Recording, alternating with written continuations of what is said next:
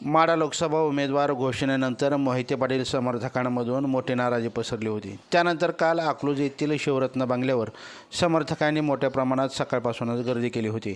काल दुपारी राष्ट्रवादीचे नेते रामराजे निंबाळकर, शेकापचे जयंत पाटील, संजीवराजे नाईक निंबाळकर, आमदार दीपक चव्हाण, शेकापचे डॉक्टर बाबासाहेब देशमुख, संभाजी ब्रिगेडचे प्रवीण गायकवाड, संजय कोकाटे यांनी माजी उपमुख्यमंत्री विजयसिंह मोहिते पाटील यांची भेट घेतली। सुमारे तास दीड तास चर्चा झाली असल्याचे समजते। त्यानंतर भाजपचे गिरीश महाजन हे देखील अकलूजच्या शिवरत्न बंगल्यावर आले। त्यावेळी तिथे उपस्थित असलेल्या समर्थकांनी मोठ्या घोषणा दिल्या। गाडीतून उतरताच कार्यकर्त्यांनी महाजन यांना घराडा घातला। या घराड्यातूनच शिवरत्न बंगल्यात ते गेले। त्यानंतर तासभर चर्चा करून बाहेर पडताच पुन्हा कार्यकर्त्यांनी त्यांना घेरले व वाट अडवत बोलायला भाग पाडले।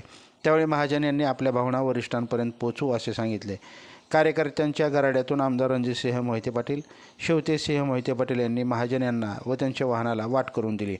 दिवसभर झालेल्या घडामोडीनंतर व महाजन परतल्यानंतर देखील कार्यकर्ते शिवरत्न बंगल्यावरच ठाण मांडून होते। त्यानंतर धैर्यशील मोहिते पाटील यांनी कार्यकर्त्यांशी संवाद साधत त्यांचे म्हणणे ऐकून घेतले।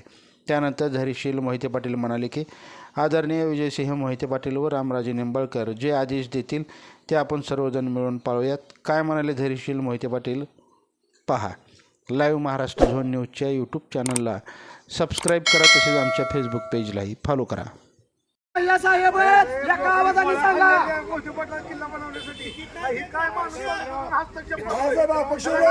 एक तर आपला उमेदवार नाही तर मग उमेदवार नाही दुसरा, त्याला मत नाही ते आता नाही तर परत नाही।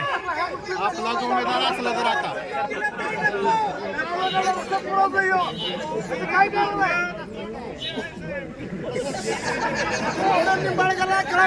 सदस्य बनवून द्यायचं